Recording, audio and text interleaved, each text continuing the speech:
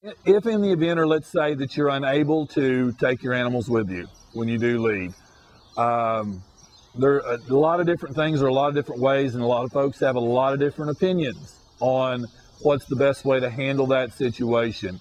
Let's start from the decision of whether do you leave your, whether or not to leave your animals inside the barn, if you have a barn, or turn them out in the pasture. A lot of different ways to look at that one. Let's start from, let's say we want to turn them out in the pasture. Are they in a metal or wooden facility, that could potentially have flying debris just right there where they are if something happens to it, versus you put them out in the pasture with other flying debris that who knows where it comes from.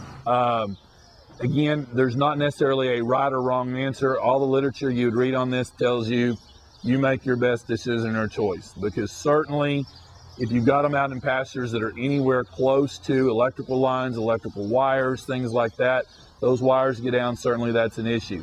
Flying debris from anywhere, out in the pasture, again, could pose its own problem.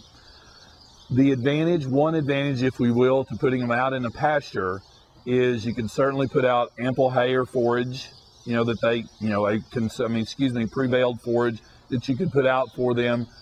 Hopefully, in theory, ample water in large water tanks or stock tanks that you could prepare ahead of time that all the animals could have access to. That's one of the negative downsides to leaving them in a barn, is that you can't always rely on your automatic waterers to provide them ample water. They can go without feed for a little while. You deprive them of water, that's when you really get into major issues with them. So folks need to realize that your automatic watering system does not guarantee that those horses living in individual stalls will have water. The water shuts off, electricity shuts off, a lot of issues. So leading horses up in a stall and leaving them, you're faced with that situation. Can you put large trash cans in there that hopefully would provide water for 2 to 3 days, and hoping you can get back in 2 to 3 days and things like that? So those are some decisions. If you choose to leave them in the barn, there are some certainly rules of thumb to follow. You want to try to leave, again, some volume of hay, not volume of feed or grain or concentrate in their stall, but certainly a volume of hay so they've got something to eat on until you can return, and hopefully adequate water.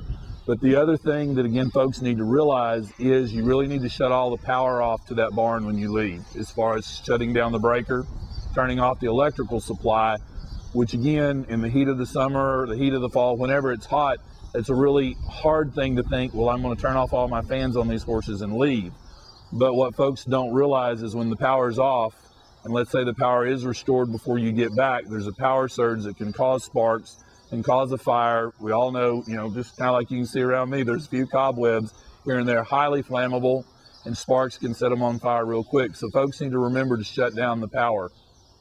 The other thing, if you decide to leave them home with you, again, like I said, there's a lot of things to consider, but if you decide to leave them home and you do have to evacuate, one thing that is highly recommended is that you do have this information kit we talked about a little earlier that has all their information, their health, medical records, their identification papers and things like that, that you leave that in a place that if a rescue worker, a volunteer, or somebody was able to get back to your property before you did, they would have some information about your animals, their feeding schedule, where my feeds are, things like that.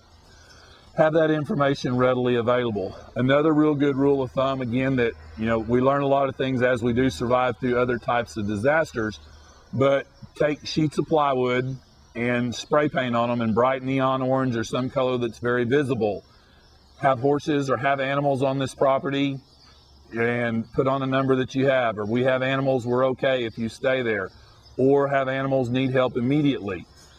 Make 2 of these signs, one to put out at the front of your driveway that people driving by the property can see the sign that says have animals need help. They know that you're there. Also, the other one that a lot of folks don't realize until it's too late is take one of these sheets of plywood and lay it down on the ground so it can be read from the air. As helicopters and search planes are flying over, they can look down and say, okay, there's a sign that family's in need of help. We need to get down there if possible. So those are some things to certainly think about. The other thing, again, have medical information, not only their treatments, but attending veterinarians who, if somebody does get back to your house before you do, and they see something that's wrong, who can they call or who do they need to call for you on your behalf?